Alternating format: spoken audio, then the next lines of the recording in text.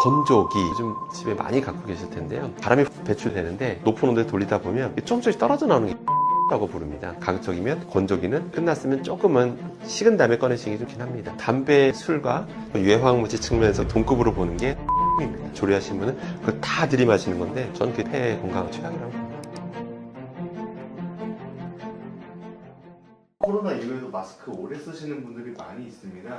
여기 근데 마스크 소재가 플라스틱 성분이잖아요. 이거 계속 쓰고 있어도 되는 걸까요? 코로나 이후에 이제 마스크가 나름 이제 하나의 습관이 된 거잖아요. 특별히 미세먼지 높으면 또 쓰고 또 예를 들어 사람 많은 데 가면 쓰고 이게 하나의 습관이 되고 있는데요. 그제서야 본격적으로 이제 세계적으로도 연구들이 조금씩 되고 있는데요. 근데 실제 연구 결과가 있습니다. 뭐가 있냐면 실제 마스크 관련해서 거기서 그런 미세 섬유들이 과연 떨어져 나오느냐, 한마디로 미세 플라스틱들이 떨어져 나와서 우리 호흡기로 들어가는 거 아니냐, 그런 관련들을 실험한 바가 있는데요. 실제로 떨어져 나온다는 그런 결과들이 있는 게 사실입니다.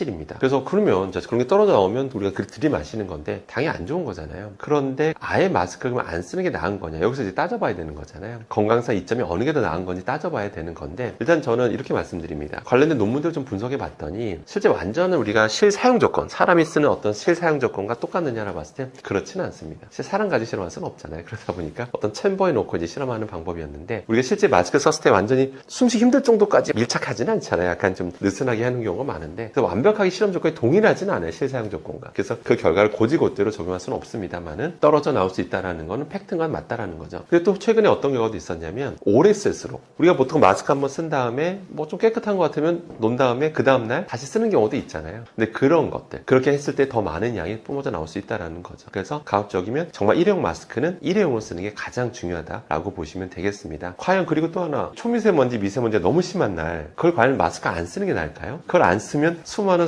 초미세먼지, 미세먼지 우리 코로 들어와서 폐로 직행하는데, 근데 마스크로 그걸 차단하는 게 낫겠습니까? 마스크에서 일부 떨어져 나오는 걸 마시는 게 낫겠습니까? 그건 따졌을 때 저는 미세먼지, 초미세먼지가 너무 심한 날은 쓰는 게 더 건강상 이점이 크다라고 보고 있습니다. 그 다음에 지하철입니다. 지하철도 알다시피 사람들이 너무 이제 밀집돼 있다 보고, 그 다음에 공기순환이 아무래도 지상보다는 당연히 떨어질 수밖에 없습니다. 그래서 최근에 국내 연구지 실험도 해봤습니다. 과연 지하철 이런 데서는 공기 중에 미세 플라스틱이 얼마나 떠돌아다니지도 실제 실외보다 공기 중에 미세 플라스틱도 더 농도가 높다는 것도 밝혀진 바가 있습니다. 근데 그 지하철 이용하시는 분이 하루에 왕복 4시간씩 타시는 분도 제 주변에 많거든요. 특히 학생들 중에 그런 학생이 많습니다. 그럼 그렇게 하루에 4시간씩 지하철에 머무는 사람이 마스크 쓰는 게 낫겠습니까? 안 쓰는 게 낫겠습니까? 이것저것 따져보면 전 오래 타시는 분이면 쓰는 게 맞다라고 봅니다. 그러니까 지하철을 가끔 타시는 분이나 하루에 많이 타야 30분인 분들이야 안 써도 그렇게 괜찮겠지만, 하루에 그렇게 오랜 시간 지하철에 또 타시는 분들이라면, 공기순환도 안 되는 그런 지하철이라면 당연히 전 쓰는 게 낫다라고 판단하고 있습니다. 저희가 일상생활 속에서 좀 놓치기 쉬운 행동 중에서 발암물질이나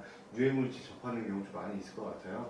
마스크 말고도 또 뭐가 있을까요? 일단은 가장 최근에 이슈가 됐던 건 바로 젤네일입니다. 젤네일, 아마 많은 분들이 네일숍에서 이런 젤네일 많이 하시잖아요. 또 가정에서도 많이 하시는 걸로 알고 있습니다. 그런데 최근에 유럽에서 들려온 소식은 굉장히 충격적이었는데요. 특정 성분이 들어간 젤네일 제품은 이제 판매 금지, 심지어 진열되어 있는 것도 다 회수 조치를 받게 됩니다. 도대체 그 성분이 뭐였을까요? 바로 TPO라는 성분이었습니다. TPO라는 성분이 뭐냐면 광개시제입니다. 말이 좀 어려운데요. 광개시제라고 해서 빛을 받아 다음에 화학 반응을 통해서 결과적으로 딱딱하게 굳게 만들어주는 그런 성분이라고 보시면 됩니다. 근데 이 TPO라는 성분이 너무 성능이 좋습니다. 값도 싸고요. 그러니까 우리나라뿐만 아니라 당연히 유럽이나 수많은 나라에서 즐겨 사용하는 그런 성분이 TPO라는 성분입니다. 근데 이게 어떤 일이 있었냐면, 혹시라도 몸에 들어오게 됐을 때 어떤 생식기에 영향을 줄 수 있다라는 결과를 이제 근간으로 하고 있는 건데요. 근데 논란은 되긴 했었어요. 뭐냐면, 아니 그런 유럽위원회에서 자료를 가지고 검토하면서 결론 낸 건데, 그때 봤던 실험 결과가 먹였을 때의 결과였어요. TPO를 먹여본 거야. 동물들한테 먹여보고 생식기에 영향을 주네, 문제가 있어 라고 이제 판단한 건데, 그럼 우리가 생각하기에 아니 전 먹였을 때 결과고 우리가 젤네일을 먹는 게 아닌데 바르는 건데 왜 뭐가 문제가 되는가 라고 생각할 수 있잖아요. 근데 유럽 그 위원회에 계신 수많은 전문가가 바보들이 아니겠죠. 당연히 그런 거 다 따졌을 텐데, 실제 그 TPO 성분이 침투될, 피부를 통해서 침투될 가능성을 배제할 수 없다. 실제 들어갈 가능성은 있다. 따라서 저렇게까지 먹였을 때 생식에 영향을 준 거라면 피부를 통해서 흡수되는 것도 실제 가능하기 때문에, 그렇다면 선제적으로 우리가 조치를 취하는 게 맞겠다라고 판단해서 결론을 낸 겁니다. 그래서 유럽에서는 금지가 됐던 거예요. 아직 우리나라는 아직 논의조차 된 바는 없습니다. 그럼 제가 전문가로서 말씀드렸을 때, 그럼 이제부터 젤네일을 절대 하면 안 되는 걸까요? 한번 따져봐야 될 텐데, 근데 우리가 젤레이를 우리가 매일 하는 사람은 없습니다. 전 그런 사람을 본 적은 없는데요. 많이 한 달에 한 번, 두 달에 한 번일 겁니다. 그 정도 사용량으로 봤을 때, 또 제가 화학 전문가로 봤을 때 TPO라는 성분이 진짜 그 자체만 있는 게 아니라 수많은 성분이 섞여 있고요. 제법 안정하게 존재하고 있습니다. 실제 그 피부를 통해서 흡수되는 양을 따져봤을 때 너무 초극미량이에요. 흡수된다 봤을 때도. 그랬을 때 과연 이게 두 달에 한 번, 한 달에 한 번 하시는 분한테 문제 삼을 수 있을까라고 따져봤을 때 아직은 저도 정말 확신을 갖기가 어렵습니다. 그래서 아직은 규제할 정도는 아니라고 저는 보고 있는데, 근데 추후에 또 결과들이 쌓이다 보면 갑자기 제 입장도 바뀔 수가 있는 거긴 합니다. 근데 아직까지 나온 결과를 놓고 봤을 때 금지할 정도인가라는 생각은 들고 있습니다. 그래서 저는 나중에 어떤 게 나올지 모르니까 저는 이렇게 말씀드리고 싶습니다. 일단은 하는 횟수는 그래도 너무 자주 하지 말자. 그러니까 너무 자주라는 건 일주일에 한 번, 기분에 따라 막 수시라고 그러지 마시고 한 달에 한 번, 두 달에 한 번 정도가 적당하다라고만 보시면 되겠습니다. 나도 모르게 일상에서 접하게 되는 발암물질 또 있을까요? 많은 분들이 궁금해하신 게 바로 염색 파마약인데요. 이제 아무래도 염색 파마약 할 때마다 냄새도 퀴퀴하고 그러고 또 들이마시면 실제 두통이 일어나는 경우도 다 한 번씩 경험해 보셨을 텐데요. 그러다 보니까 이게 또 위험한 거 아니냐라는 생각도 드실 거고, 그 다음에 또 관련된 뉴스도 간간히 나오고 있습니다. 실제로 이런 것도 있습니다. 염색을 많이 한 사람일수록 어떤 암에 걸릴 가능성이 크더라, 그런 결과도 실제 있는 것도 사실이고요. 그 다음에 또 몇 년 전에는 또 외국에서 뭘 조사해 봤냐면 스트레이트 파마를 많이 한 사람일수록 자궁암 걸릴 가능성이 높다라는 그런 실제 사람들 조사해 보니까 그런 상관관계 있다라는 결과도 나온 바가 있습니다. 물론 그거는 더 후속 연구가 더 돼야 될 결과긴 합니다. 아직 명확히 결론 나온 건 아니에요. 왜냐하면 스트레이트 파마를 많이 한 사람일수록 외모에 더 관심이 많은 사람일 거 아닙니까? 외모에 더 관심이 많다는 건 화장품에 이런 것도 많이, 향수라든지 수많은 걸 더 많이 쓸 가능성이 크겠죠. 그러니까 그런 것도 종합적으로 다 고려해야 되는 거라 단지 파마약만 가지고 상관관계를 보는 건 아직은 좀 무리가 있습니다. 추후에 후속 결과 나오면 그때 다시 또 공유해 드리겠습니다. 그렇다고 이제 파마약 관련해서 그럼 파마약 염색약 무조건 괜찮느냐? 이제 그렇게 볼 수는 없는 건데요. 일단은 하면서 느끼셨겠지만 냄새가 퀴퀴하잖아요. 그 휘발성 물질들이 몸에 좋은 게 하나도 없습니다. 정말 하나도 없습니다. 들이마실수록 안 좋은 거 맞고요. 근데 사실 여러분들은 많이 해봐야 한 달에 한 번, 두 달에 한 번이라 여러분 사실 그렇게까지 문제되지는 않는데, 정말 문제가 되는 분들은 미용실에서 종사자분들입니다. 하루에 8시간 이상씩 계속 들이마시고 계신 분들, 그분들은 몸이 안 좋을 수밖에 없습니다. 폐건강이라든지 그런 전수조사한 결과는 없어요. 왜? 할 수가 없거든요. 급식 종사자분들은 전수조사할 수가 있습니다. 교육청에서 나름 조사할 수 있는데 미용실은 다 개인 사업자들이 대부분이기 때문에 그런 분들을 전수조사한다는 건 불가능하죠. 병원에서도 그냥 일반 개인이지 그게 어떤 특정 직업 종사자분으로 집단으로 조사한 게 아니거든요. 그렇기 때문에 미용사 종사자분들이 좀 문제가 있는 거고, 일반 개인 분들이라면 그래도 기본적으로 집에서 하신다면 반드시 환기가 잘 된 조건에서 하시는 게 제일 좋고요. 그 다음에 두피 너무 안 닿게 닿는 면적을 최소화하시는 게 좋습니다. 아니 염색 파마할 때 어떻게 두피 안 닿느냐 이렇게 질문하시는 분도 계신데요. 그래도 빗으로 찍어 누르듯이 하시는 건 안 하시는 게 좋습니다. 이렇게 뿌릿속까지 하겠다라고 하면서 정말 찍어 누르듯이 이렇게 약을 바르는 경우 있잖아요. 그러면 더 많은 약품이 피부통을 통해서 흡수되는 양이 늘어날 수밖에 없습니다. 그렇기 때문에 반드시 너무 두피까지 찍어 누르듯이 하시진 않는 게 좋다라는 거 꼭 기억하시기를 바라겠습니다. 혹시 하나 더 있을까요? 나도 모르게 접하게 되는 발암물질이 뭐가 있을까요? 건조기, 여러분들 지금 집에 많이 갖고 계실 텐데요. 세탁기에 건조기 기능도 있는 경우도 있지만 별도로 건조기를 세탁기에 올려놓은 경우도 있죠. 저도 많은 집을 가본 건 아닙니다만은 어떤 집을 가보면 건조기가 이런 거실에 나와 있는 경우도 있습니다. 그러니까 세탁기는 이런 다용도실에 이런 데 있는데 거기서 꺼내가지고 이제 건조기는 거실에 있는 거기다 놓고 이제 돌리는 경우도 봤는데요. 근데 건조기라고 하는 게 요즘 여러 종류가 있지만 여전히 바람이 훅 바깥으로 나오는, 배출되는 그런 건조기들도 여전히 있거든요. 근데 그 바람이 확 나오게 되는데 그때 거기서는 미세 섬유가 많이 나올 수밖에 없습니다. 그건 어쩔 수가 없어요. 우리가 이런 옷 같은 거를 이제 세탁한 다음에 건조기 높은 온도에 돌리다 보면 조금씩 떨어져 나오는 게 있어요. 그게 미세 섬유라고 부릅니다. 근데 그런 것들이 바람을 통해서 이렇게 슉 나오거든요. 그러니까 공기질이 나빠질 수밖에 없습니다. 그럼 미세 섬유들 다 들이마시는 거기 때문에 가급적이면 건조기는 다용도실, 그러니까 세탁기 위에 올려놓는 게 제일 좋고요. 그 다음에 건조기를 꺼낼 때, 자 건조기 끝나면 우리가 딱 꺼내잖아요. 꺼낼 때 이미 온기 열기가 남아있잖아요. 그래서 딱 꺼내잖아요. 그럼 이미 이 공기의 그 뜨거운 열기 느껴보셨을 텐데 그때 그 들이마시게 되면 그 전부 다 꽤 많은 미세 섬유를 들이마시는 거다라고 보시면 됩니다. 그래서 어쩔 수 없어요. 그 공기 떠돌아다니는 미세 섬유가 꽤 많거든요. 그 상태에서 들이마시는 건 사실 바람직하지 않겠죠. 그래서 건조기가 딱 가동이 끝났으면 조금은 식은 다음에 꺼내시는 게 좀 좋긴 합니다. 그러면 옷 구겨지니까 싫다라고 하시는 분도 계시지만 그래도 조금은 이따 꺼내시는 게 그나마 낫다고 보시면 되고요. 그 다음에 그게 싫다면 꺼낼 때 좀 숨 참고 꺼내시는 것도 한 방법이겠다라고 보시면 되겠습니다. 나쁘다고 해도 담배보다는 아니죠? 그럼요. 네, 맞습니다. 담배, 술, 너무 명확해서 결과들. 사실 담배, 술은 아주 담배 역사가 오래됐잖아요, 술이랑. 연구가 너무 오래전 부터 되다 보니까, 연구가 정말 너무 방대하다 보니까, 그걸 근거로 모든 나라에서 규제 같은 거, 대표적인 규제가 이제 경고 문구 적는 거, 그런 게 생긴 거죠. 거꾸로 생각하면, 다른 것들 이제 유해 물질들이 관련해서 연구가 관심 가지기 시작한 지 얼마 안 된 것들이 많거든요. 그런 것들에 대한 자료가 또 엄청나게 방대하게 쌓이게 되면 그때 정부에서 규제할 것들이 생기겠죠. 대표적인 게 중금속이고 또 과불합물 뭐 이런 것들입니다. 저는 딱 담배, 술과 준하는 화학자로서 유해 화학물질 측면에서 거의 동급으로 보는 게 전 조리듐입니다. 전 그게 최악이라고 봅니다. 조리듐. 조리할 때 나오는 거, 특히 요리하신 분들, 조리하신 분은 그걸 다 들이마시는 건데 엄청 안 좋습니다. 이미 뭐 결과에 뭐 넘쳐나고요. 그냥 급식 종사분들 폐 건강 안 좋아지신 것만 봐도 32%면 어마어마한 숫자거든요. 연령대를 조사했는데 32%는 엄청난 숫자입니다. 조리듐이 그렇지 안 좋고 아직 환기에 대한 인식이 좀 약해요, 우리나라가. 네, 환기에 대한 인식 자체가 요리할 때. 참고로 외국하고 좀 다른 게 외국에서는 또 많이 구워 먹지 않냐고 하는데 집 실내에서 의외로 실내에서는 오븐 요리를 많이 해요. 미국 사람들도 그렇고 오븐 요리. 오븐에 기반한 요리들 더 많이 하고 굽는 건 오히려 밖에서 많이 해요. 밖에서 구워 먹는 게 너무 흔해가지고 집이 있으면 베란다에 나가서 구워 먹는 이런 게 너무 흔해가지고 문화 자체가. 그래서 우리나라처럼 실내에서 막 구워 먹고 실내에서 막 삼겹살질 이런 거 보면 놀래죠. 외국인들이 놀라는 경우도 참 있어요. 와, 실내에서 저걸 구워 먹는구나 라고 하면서. 폐암은 담배 피우는 분들에게만 생긴다고 생각하는 경우가 많은데요. 요즘에 비흡연자의 폐암이 많이 늘었다고 하더라고요. 이거 이유가 무엇인가요? 정말 놀라운 일인데요. 뭐 비흡연자임에도 불구하고 뭐 폐암이신 분들이 워낙 많고, 참고로 제 어머님께서도 비흡연자임에도 불구하고 뭐 폐암이셨습니다. 다행히 뭐 수술하시고 지금도 계속 경과를 보는 그런 분이신데요. 참고로 우리나라 여성들의 폐암 환자의 약 90%는 비흡연자입니다. 이게 너무 놀라운 결과이기 때문에 많은 학계에서 이 원인을 찾고 있는데요. 그 원인 중에 하나로 꼽는 게 바로 조리듐입니다. 조리듐이 절대 우습게 볼 수 없는 게 최근에 전수조사한 결과도 있습니다.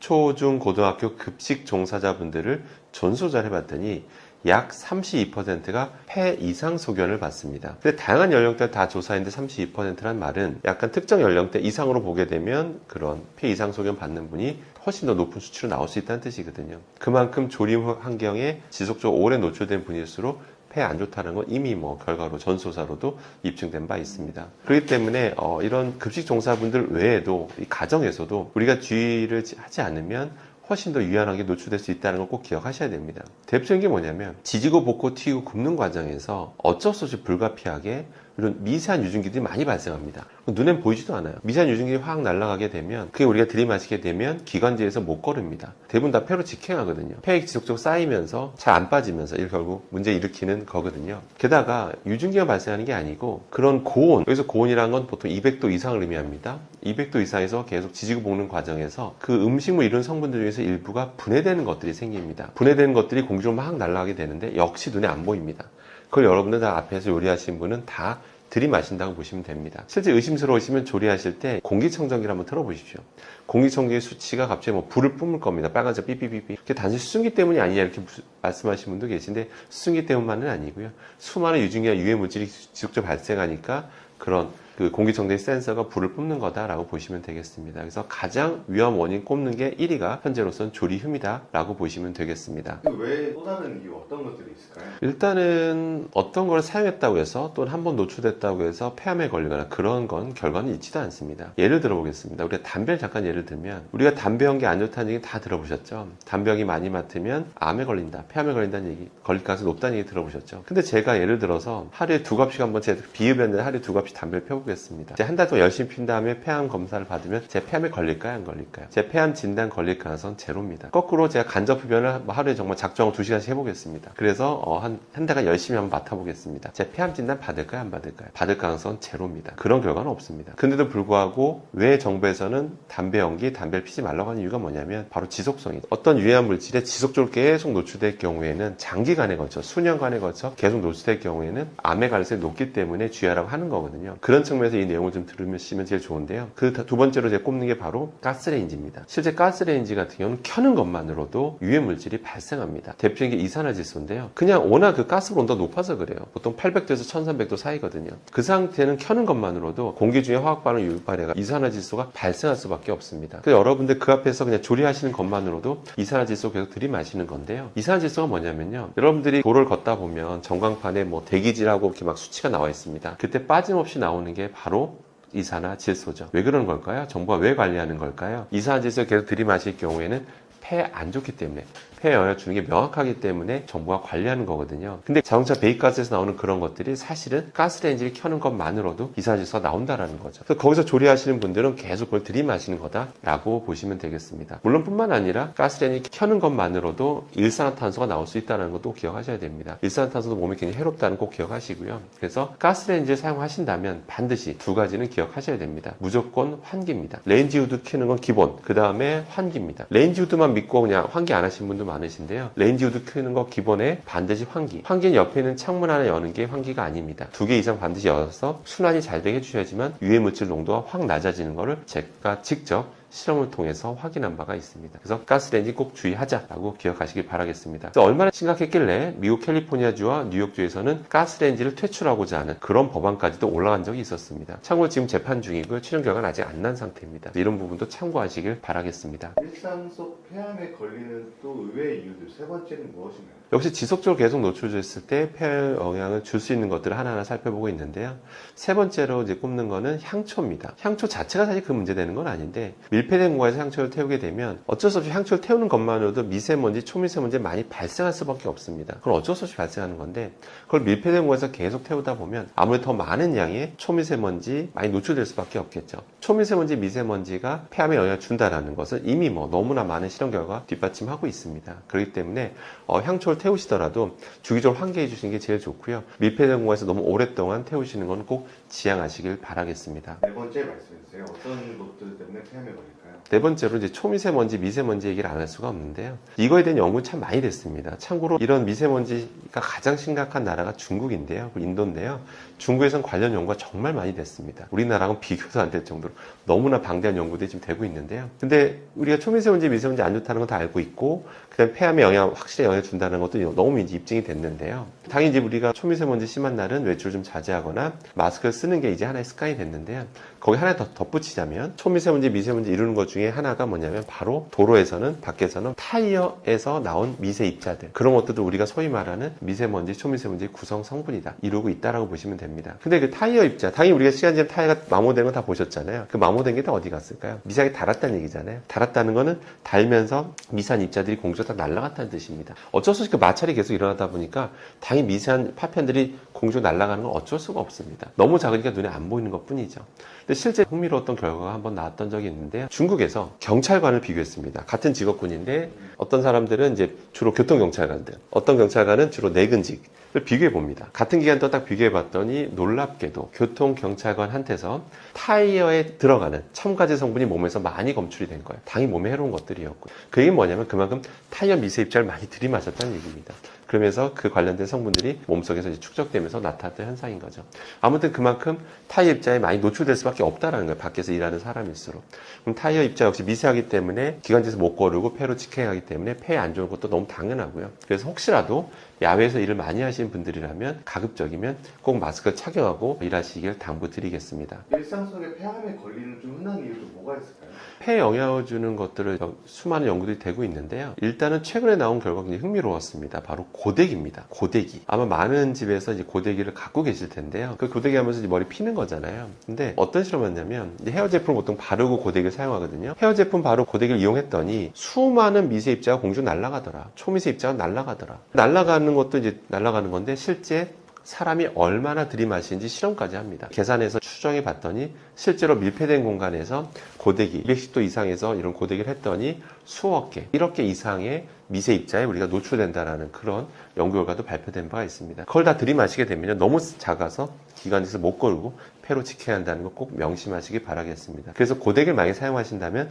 반드시 환기가 잘 되는 조건에서 사용하셔야 되고 헤어 제품 바른 양도 최소화하시는 게 가장 좋다라고 기억하시면 되겠습니다. 네, 저희가 의외로 집에서 폐 건강을 위해서 좀 줄이거나 버려야 할 제품이 있다고 하는데 그게 있나요? 가급적이면 저도 당부하는 게 가스레인지보다는 전기레인지 쓰는 게 좀 더 낫다라고 좀 말씀드립니다. 전기레인지는 전자파 이슈가 있긴 하지만 그래도 유해 물질이 직접 들이마신 측면에서 보면 가스레인지가 더 많이 나오는 건 사실이고요. 그렇다 하더라도 그럼 전기레인지는 무조건 안전하냐? 그런 건 또 아닙니다. 단지 그 이산화질소 측면에서 좀 더 자유로운 거지 전기레인지가 하이라이트하고 또 인덕션을 의미하는데요. 이런 것들조차도 순식간에 프라이팬을 올려놓게 되면 순식간에 프라이팬 표면 온도가 200도 이상 올라갑니다. 거기다 지지고 볶고 굽게 되면 미세한 유해 화학 물질들이 공중 많이 날아가게 돼요. 그걸 다 들이마시는 거거든요. 그래서 전기 레인지라 하더라도 반드시 레인지 후드와 환기를 잘해야 된다는 걸 꼭 명심하시길 바라겠습니다. 구독자 여러분들, 오늘도 만나뵙게 해서 너무 반가웠습니다. 그리고 저도 즐거운 시간이었는데요. 제가 알려드린 것들에 대해서 너무 공포심을 가질 필요는 없습니다. 우리 담배라고 생각하시면 됩니다. 담배, 술 그 자체가 우리가 당장 노출됐다고 암에 걸리는 건 아니지 않습니까? 근데 지속적으로 노출됐을 때 문제가 되는 거니까요. 제가 알려드린 것에 대해서 저게 위험하다는 게 오늘 아셨으면 노출량, 노출횟수를 줄이면 되는구나, 이렇게 단순하게 생각하시길 바라겠습니다. 그래서 무엇보다 중요한 거는 정확한 지식, 정확한 정보라고만 기억하시면 되겠습니다. 오늘 너무 반가웠고요. 다음 기회에 또 뵐 수 있기를 바라겠습니다. 감사합니다.